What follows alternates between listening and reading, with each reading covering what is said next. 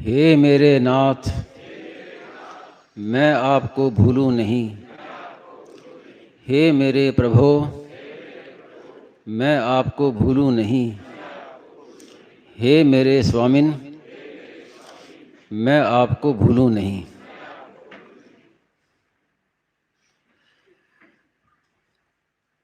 वास्तव में स्वामी जी महाराज का प्रवचन सुनने के बाद अब कुछ कहना सुनना बाकी रहता नहीं है। अब आप लोग कहते हैं कि बोलो, तो अब बोल देते कुछ ना कुछ मन में। महाराज जी की कई विषय कहे, खास बात तो दो ही हैं जो हम शुरू से कहते आ रहे हैं कि भगवान, मैं भगवान का हूँ, भगवान मेरे हैं, और मैं संसार का नहीं हूँ, संसार मेरा नहीं है। तो भगवान को याद करना और संसार की सेवा करना। जैसा कि उपनिषदों में आया है, एकाकी न रमते और एको हम बहुश्याम। अकेले में प्रेम नहीं होता, तो प्रेम के लिए भगवान एक से दो हुए। संक्षेप में कहता हूँ, बाकी आप तो समझते ही हैं। तो एक से दो हुए कि मैं तुझसे प्रेम करूं, तू मेरे से प्रेम कर। प्रेमी और प्रेमास्पद, उसमें छोटा बड़ा कोई नहीं, दोनों ही प्रेमी और दोनों ही प्रेमास्पद। लेकिन जो अंश था वो अंशी से विमुख होकर संसार के सम्मुख हो गया, भगवान को छोड़कर संसार में लग गया। तो इससे क्या हुआ, दोनों को नुकसान हुआ। वो भगवान में लग गया, गलत रास्ते पर दुख के मार्ग में चला गया, तो उसका भी नुकसान। और भगवान को क्या नुकसान हुआ कि भगवान को घाटा लग गया। प्रेम के लिए तो ये दो हुए थे और वो तो भाग गया। तो हम भगवान में लगते हैं तो भगवान के घाटा की पूर्ति करते हैं। तो अब ये बात क्या हुई कि कोयला जो है वो काला क्यों है? कोयला जो है काला क्यों हुआ?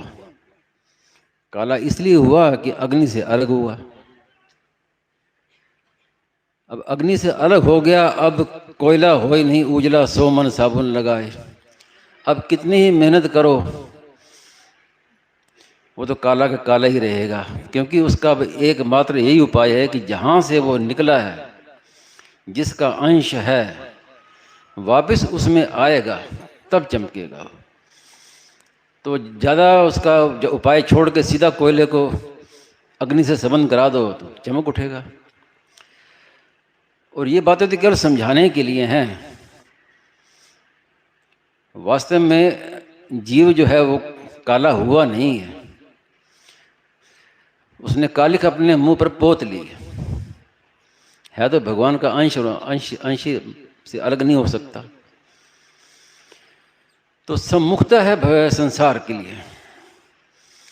और इसमें एक मार्मिक बात है कि जो हम कहते हैं कि भगवान से संबंध जोड़ो, मैं भगवान को हूँ, भगवान मेरे हैं, भगवान से संबंध जोड़ो, या फिर संसार से संबंध तोड़ो, मैं संसार का नहीं हूँ, संसार मेरा नहीं है।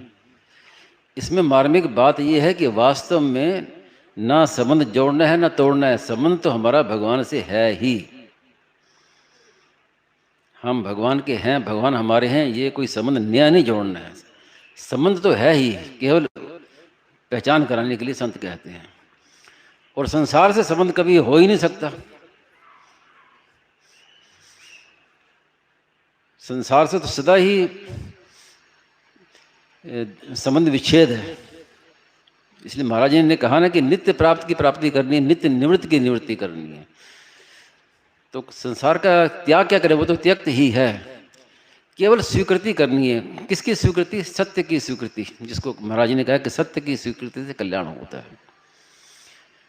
भगवान के संबंध को पहले स्वीकार करना, पहचानना, और संसार के संबंध को ये पहचाना कि ये मेरा नहीं, मैं इसका नहीं। गोस्वामी जी की वाणी में आता है, जड़ चेतन की ग्रंथि पड़ी गई, यद्यपि मृषा छूटत कठिनाई। तो जड़ चेतन की ग्रंथि पड़ गई। लेकिन यद्यपि मृषा कैसे कि वास्तव में जड़ चेतन की ग्रंथि पड़ सकती नहीं। सूर्य और अंधकार का क्या आपस में संबंध हो सकता है? क्या दोनों की ग्रंथि पड़ सकती है? तो एक बार स्वामी महाराज ने बड़ी अच्छी बात कही कि आप यद्यपि मृषा इतनी बात मानो, आगे जो कहे ना छूटत कठिनाई, इसको मत मानो। कठिनाई नहीं है, कठिन नहीं है, केवल दृष्टि करनी है। और दृष्टि मात्र के लिए ही हम लोग इकट्ठा होते हैं, सत्संग करते हैं। किस लिए?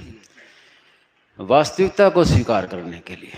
नया कुछ नहीं करना है, ना जोड़ना है ना तोड़ना है। जैसा है उसको वैसा स्वीकार करना है, और जैसा है वैसा अनुभव हो जाएगा। अनुभव होने पर ऐसे नहीं होगा कि पहले नहीं था अब नया कोई अनुभव हो गया, ऐसा नहीं। ये तो पहले से ही था, हमारा तो ध्यान ही नहीं किया। नहाते नहाते कंठी है वो पीछे चली गई, अब कंठी कहाँ गई? अब ढूंढ रहे हैं कंठी। किसी ने कहा वो ये तो आपके गले में ही है। गले में, ओहो मेरे गले में ही है। तो ना तो कंठी कहीं खोई ना मिली, केवल वहम मिटा। और वहम मिटाने के लिए अगर हम सत्संग में आए हैं और वहम ना मिटे तो हमारा सत्संग क्या हुआ?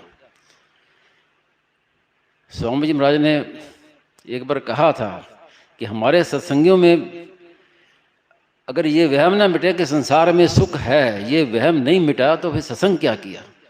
तो कहा कि कम से कम हमारे जो सत्संगी हैं उनमें ये वहम तो मिट जाना चाहिए कि संसार में सुख है। और दूसरी बात, महाराज ने संबंध की बड़ी सुंदर बात कही कि हम वृंदावन में हैं।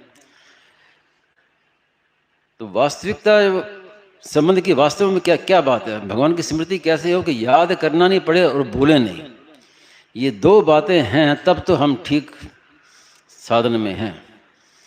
याद करना नहीं पड़े और भूले नहीं, इसकी क्या पहचान?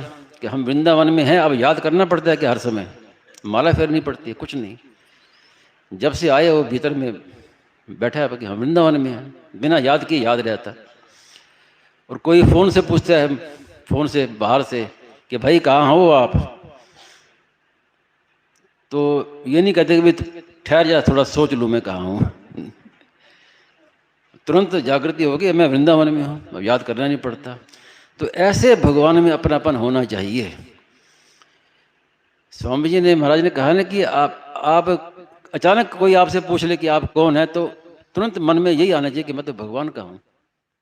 व्यवहार में हम अलग अलग कह सकते हैं, लेकिन भीतर में ये बात जागृति रहे कि मैं भगवान का हूँ। यहाँ तक एक बार कहा कि ये सामने अचानक सिंह आ जाए, उस समय भी ये बात नहीं भूलनी चाहिए कि मैं भगवान का हूँ। तब तो दृढ़ है, इतनी दृढ़ता होनी चाहिए। और एक बात कही, कसौटी नहीं लगाना। तो कसौटी लगाने की जो बात है वो उनके लिए कही जाती है जो अभिमान करते हैं। और वो अभिमान तोड़ने के लिए कसौटी लगाने की आवश्यकता है कि अपने में ये कमी है, तो फिर अभिमान किस बात का? और अभिमान नहीं तो कसौटी लगाने की जरूरत नहीं है। आप घर में बैठे हैं, कुत्ता घर में आ गया तो क्या करते हैं? घर छोड़ के बाहर भाग जाते हैं या कुत्ते को भगाते हैं? तो ऐसे ही हम भगवान के हैं। अब कोई बड़े से बड़ा दोष आ जाए तो उसको दूर करना, अपने दूर नहीं होना कि भी मेरे में अब ये आ गया दोष, अब मैं भगवान का कैसे रहा, उसको नहीं। जो कहानी सुनिए, माँ की माँ अठी क्यों नहीं उठी, बठी नहीं क्यों नहीं, वही बात है। तो उल्टा नहीं, अपने तो हम चाहे जैसे भी कुछ भी हो जाए, भाई हम तो भगवान के तो हैं ही। मैंने कहा ना कि हम भक्त हैं तो भगवान के हैं, पापी हैं तो भगवान के हैं। अगर हम भक्त हैं तो भक्तों की लिस्ट में हमारा नाम है, भक्त वत्सल भगवान है तो उनकी लिस्ट में हमारा नाम शामिल है। और अगर पापी हैं तो पतित पावन की लिस्ट में हमारा नाम है, पापी के लिए पतित पावन है। तो महाराज ने बड़ी अच्छी बात है ना कि मूल को मत काटो। मूल में क्या है कि हम भगवान के हैं, ये मूल है। अगर इसमें हम कुछ भी विपरीत धारणा करते हैं तो ये मूल को काटते हैं। तो मूल तो दृढ़ रहे हर समय। और एक बात स्वामी महाराज ने मार्मिक कही कि पूत है वो कपूत हो सकता है, लेकिन पूत तो है ही, भले ही कितनी कपूत हो जाए। सपूत है तो भी पूत है, कपूत है तो भी पूत तो है ही। ये हम मार्मिक बात कहते हैं, लेकिन वास्तव में ये एक मार्मिक बात नहीं, इससे भी एक मार्मिक बात और है। और उस मार्मिक बात को हम मार्मिक भी क्या कहें, क्योंकि उसमें जल्दी दृष्टि जाती नहीं, और दृष्टि चली जाए तो सुनते ही आदमी निहार हो जाए, ऐसी बात है।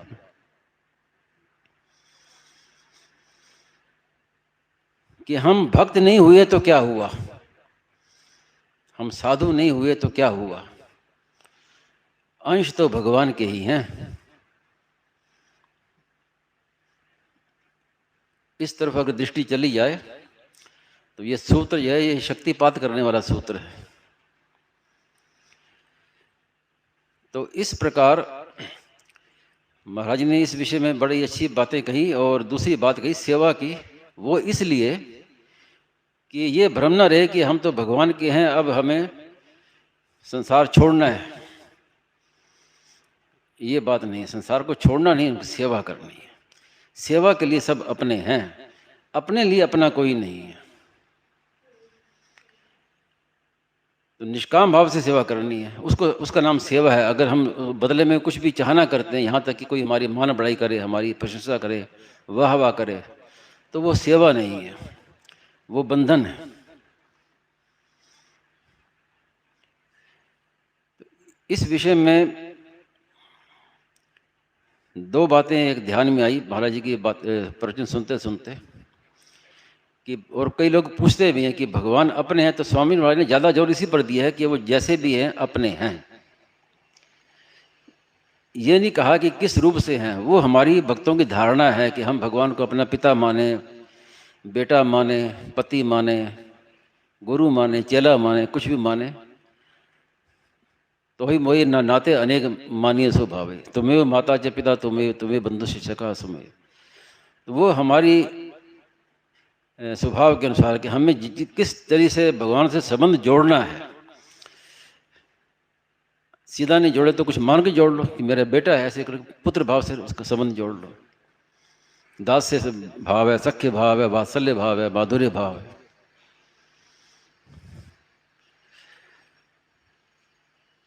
और जैसे किसी का मन भगवान के चरणों में ज़्यादा लगता है तो वो दास्य भाव है, और किसी का भगवान के मुख की ओर आकर्षण ज़्यादा होता है तो वो सख्य भाव ऐसे आता है।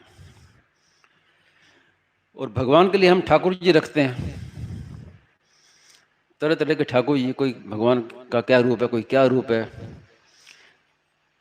उसमें भी कोई राम की उपासक है, कोई कृष्ण का उपासक है, और उसमें भी कई रूप हैं। तो उसमें किसी ने एक भ्रम फैला दिया कि स्वामी जी महाराज ने कहा कि ये तो मनगढ़ंत रूप है। तो थोड़ा सा मन में आया कि इसका स्पष्टीकरण कर दे। कई मैंने सुना कई जगह से, किसी ने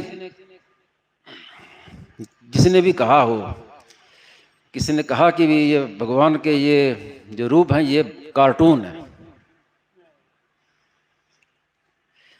तो और फिर उसका कहा कि स्वामी जी ने तो कहा है कि मनगढ़ंत है। तो दोनों में बड़ा भारी फर्क है। कार्टून कहना भगवान का अपमान है, तिरस्कार है, लेकिन मनगढ़ंत कहना ये वास्तविकता है, क्योंकि हमने भगवान को देखा नहीं है। तो भगवान भी कहते हैं कि मैंने अपने को मैंने दिखाया नहीं है, इसलिए तू जिस रूप की उपासना करेगा वो मैं उसको अपना मान लूँगा। तो हम जिस रूप को भी भगवान का मान के उनकी उपासना करें तो उस रूप को भगवान अपना मान लेते हैं। तो वो मन गणंत कहना ठीक है, क्योंकि जो रूप है वो हमारे मन के ही, हमने देखा तो है नहीं भगवान को। लेकिन खास बात यह है कि उसको भगवान अपना मान लेते हैं रूप। यहाँ तक महाराज ने कहा है कि आप पत्थर को भी भगवान मान के उपासना करो तो उससे भगवान मिल जाएंगे, प्रकट हो जाएंगे भगवान। दो बातें होनी अनिवार्य हैं, एक तो उसमें ईश्वर बुद्धि हो और एक निष्काम भाव हो। तो आप किसी को भी भगवान मान लो तो भगवान को उसको अपना अपना मानेंगे, तो ये तो ठीक है। और कार्टून कहना ये भगवान का अपमान है, तिरस्कार है, तो ऐसा सावधानी रखनी चाहिए। इस विषय में। दूसरी बात जो आजकल ज़्यादा, आजकल क्या है कि व्हाट्सएप और क्या क्या चल पड़ा है ना, तो लोग बहुत भ्रमित मनगढ़ंत बातें, तरह तरह काल्पनिक बातें लोगों को भ्रमित करते हैं।